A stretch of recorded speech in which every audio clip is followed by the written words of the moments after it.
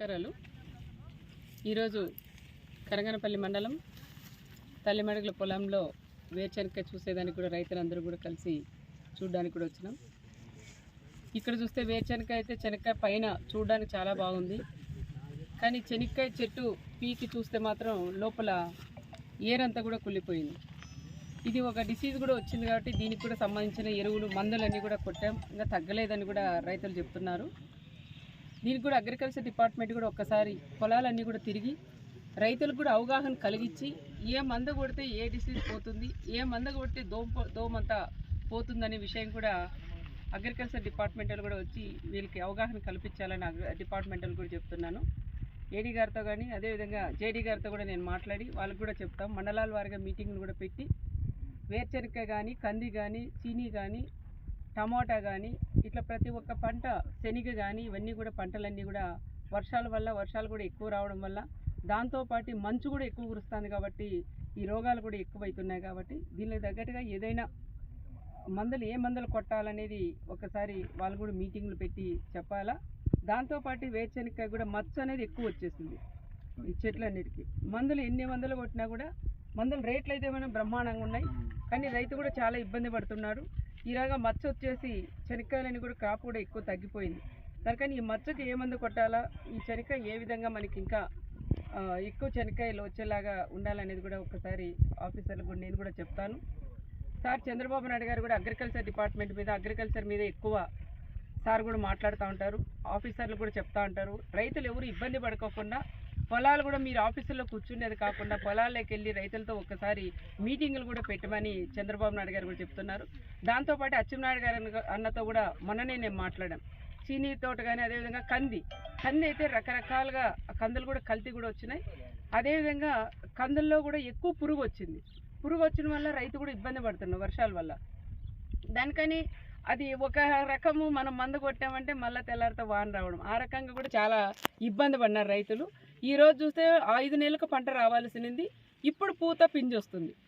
మరి ఇట్లా రకరకాలుగా కూడా రైతులు అన్ని రకాలుగా నష్టపోతున్నారు. కాబట్టి మన చంద్రబాబు నాయుడు గారు కానీ అగ్రికల్చర్ మినిస్టర్ గారు కూడా దీని గురించి ఆలోచన చేసి ఏదో రకంగా రైతులకు న్యాయం చేయాలని ప్రత్యేకంగా ఒక రైతుగా, ఒక ఎమ్మెల్యేగా అందరికీ రైతులందరి తరఫున కూడా నేను సార్ కూడా అడుగుతాను. నేను కూడా సార్ కూడా లాస్ట్ టైము ఒక మెమరాన్ని కూడా ఇచ్చినాను సార్కి. ఏదో విధంగా అగ్రికల్చర్ని రైతులందరినీ కూడా కాపాడమని సార్ కూడా చెప్పాం. ఆ రోజు 100 నీళ్ళు రావడం వల్ల ఈ ప్రాంతం ఈరోజు పచ్చగా ఉంది. ఇదే ప్రాంతం అంతా కూడా ఎడారిగా ఉండే ప్రాంతం. ఈ ప్రాంతం మీరంతా పచ్చగా ఉండి చెనక్కాయ వేసుకున్నాం, కంది వేసుకున్నాం, ప్రతి ఒక్క పంట పెట్టామంటే దానికి కారణం గౌరవ ముఖ్యమంత్రి చంద్రబాబు నాయుడు గారికి అది దక్కుతుందని కూడా చెప్పుకోవచ్చు. ఇప్పుడు ఇంకా లైనింగ్ ఇవన్నీ కూడా అంటున్నారు. దీన్ని కూడా మా రైతులందరూ కూడా నా దగ్గరికి కూడా వచ్చి చాలా అడుగుతున్నారు. లైనింగ్ వేస్తే మనము గ్రౌండ్ వాటర్ అనేది తగ్గిపోతుంది. సార్తో మీరు మాట్లాడి ఏదో రకంగా దీన్ని ఆపించాలని రైతులందరూ కూడా నన్ను అడిగారు. రైతులందరి తరపున నేను కూడా చంద్రబాబు నాయుడు గారితో కూడా మాట్లాడతానని ప్రత్యేకంగా కూడా చెప్తున్నాం. అదే కాకుండా ఇరిగేషన్ మినిస్టర్ గారితో కూడా మాట్లాడి ఈ విషయం కూడా ఒక్కసారి ఆయన దృష్టికి కూడా నేను తీసుకెళ్తానని కూడా తెలియజేస్తాను. దినం 2 రోజులు మన అనంతపురం జిల్లాలో, సత్సాయి జిల్లా, అనంతపురం జిల్లాలో 2 జిల్లాల్లో కరువు బృందం కూడా పర్యటిస్తూ ఉంది. కరువు బృందం వచ్చినప్పుడు ఒక దగ్గర లేకోకుండా మొత్తం పొలాలు రైతులతో ఒక్కసారి మీటింగ్ కూడా పెట్టుకోవాలి. రైతులతో మీటింగ్ పెట్టుకుంటే ఆ సమస్యలన్నీ కూడా వాళ్ళ దృష్టికి కూడా తీసుకోవచ్చు. మేము కూడా ఎమ్మెల్యేలు కూడా మేము కూడా అటెండ్ అయ్యి మన ప్రాంతాల్లో జరుగుతున్న పంటలు ఎక్కడైతే నష్టపోయినాయి, ఏ పంట నష్టపోయింది, ఎంత డ్యామేజ్ అయిందనే విషయాలు కూడా మేము కూడా కరువు బృందానికి కూడా తెలియజేస్తాం. రైతులు కూడా వాళ్ళు వచ్చినప్పుడు వస్తారు పోతారు అనుకోకుండా మీరు కూడా అంటే సెంట్రల్ నుంచి మన సార్ చంద్రబాబు నాయుడు గారికి మాట్లాడి సెంట్రల్ నుంచి కూడా టీం వస్తుంది. కాబట్టి వచ్చినప్పుడు మాత్రం కరువు బృందం వచ్చినప్పుడు మీరు కూడా రైతులు వాళ్ళ దగ్గరికి వెళ్ళి మన సమస్యలన్నీ కూడా వాళ్ళ దృష్టికి తీసుకెళ్ళాలని కోరుకుంటున్నాను.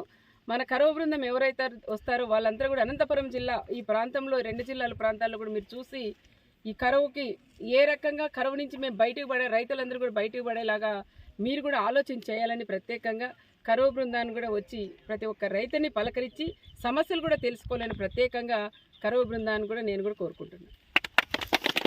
అలాగే అందరి కాలువకి లైనింగ్ వేయాలని గవర్నమెంట్ ఆలోచిస్తున్నది. ఆ లైనింగ్ వేయడం వల్ల అండర్ గ్రౌండ్ వాటర్ సరిపోతుంది. మాకు ప్రధాన సోర్స్ ఇప్పుడు అందరి కాలువ దానికి లైనింగ్ వేస్తే మేమంతా ఇంకా వాటర్తో ఇబ్బంది పడాల్సి వస్తుంది. కనుక ఆ లైనింగ్ మా 3 మండలాల ఏరియా లైనింగ్ ఆపవలసిందిగా గవర్నమెంట్కి మేడం తరఫున విజ్ఞప్తి చేస్తుంది. మండలం ముత్తోకుంట గ్రామం తలిమలలో హ్యాపీటేషన్ అంద్రేనివా కాలువ సమీపంలో ఉన్నది.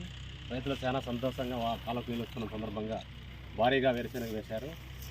అది వర్షాల ప్రభావం వల్ల, అధిక వర్షాల ప్రభావం వల్ల మచ్చ తెగులు, ఏరుకుల తెగులు, అదేవిధంగా పచ్చపురుగు, దోమ అన్నీ ఎక్కువై పంట ఆశాజనకంగా లేదు. రైతులకు ఈ సంవత్సరం కన్నీరు మిగులుతుందని మేము అనుకుంటున్నాము. దానికి గవర్నమెంట్ మా మేడం ద్వారా సహాయం ఏమన్నా ఇన్సూరెన్స్